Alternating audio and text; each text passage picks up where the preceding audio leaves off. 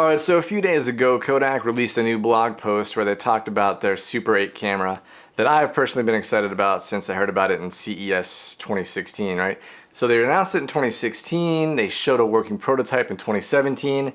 This blog post came out yesterday, and I'm like, alright, you know, they announced that it would be released around the end of 2017, early 2018, so you know, I broke out that credit card and I'm like, let's do this, Kodak.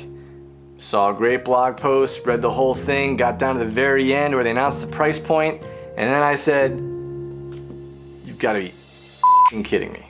Alright, so I had this whole big video plan where I was going to go through the blog post and read quotes and stuff like that.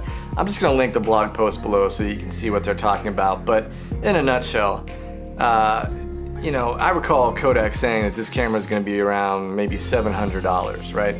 And then, you know, plus the cost of film cartridges and stuff. So, but now we're hearing between $2,500 and $3,000 is the cost of this camera. And I cannot think but one thing. That is the worst idea that I have ever heard. Here's the problem. If you read this blog post, you're going to read about how they're bringing all these manufacturing plants back online and how they're reigniting the process that it takes to create a film camera. You know, 20 years later, after all this, actually 30 years later, even after all this stuff has been discontinued.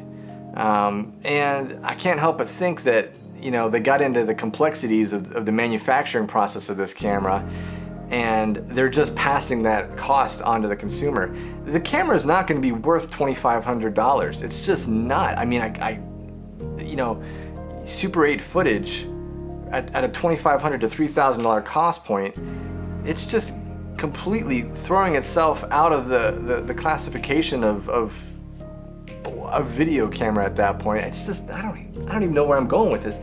The fact is, you can buy a Blackmagic Cinema camera, get a lens for it, get a SSD or two for it, buy a cage or a rig for it, get a nice microphone system, maybe you want to buy a shoulder harness gear for it, like some kind of gimbal or something.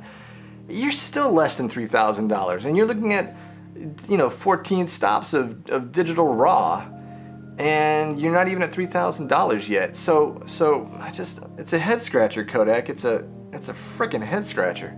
You know, I usually try to be optimistic about this stuff too. Like, I even tried to find the silver lining with the Yashica Electro Digital Hybrid whatever thing coming back out on Kickstarter, and I tried to do a blog post about that and finding the silver lining and where they could go with that. But you know, the fact is, there was a reason that Kodak sort of had to go into a bankruptcy reorganization situation, and even cut jobs recently. And the fact is that that's because of some decision making, and one of your key decisions that you have to make here is it worth all of this, you know, reconstruction of a manufacturing line? If you're going to set a product price point at $3,000, who's your target audience at that point? I mean, even in the blog post you mentioned some people that have used it, but that's mostly been like, you know, maybe some established directors, a skateboard company, some educational institutions that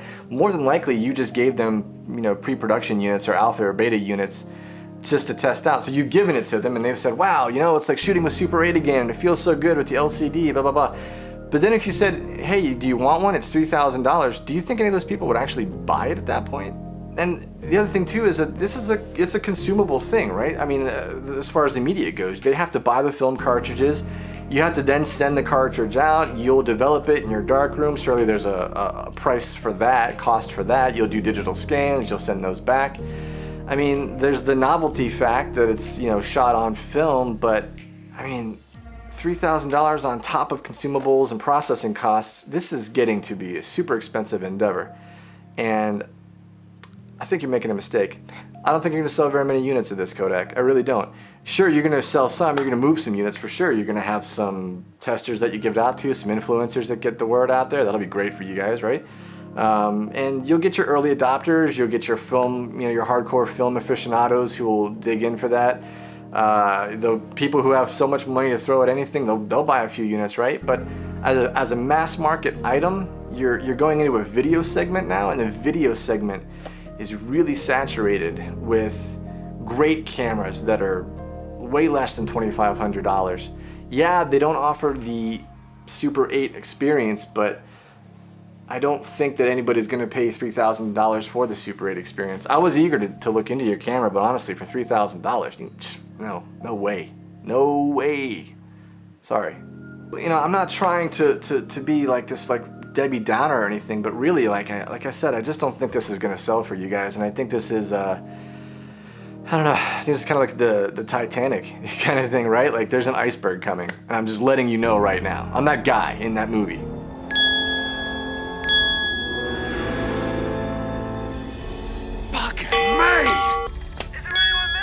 Yes, what you see? Iceberg, right ahead! Right, so I'm calling up right now. This is me, Kodak. Iceberg. Right ahead, dude. $3,000? Forget it. That's the dead deal right there. That's you're gonna sink. Again, don't do it $3,000.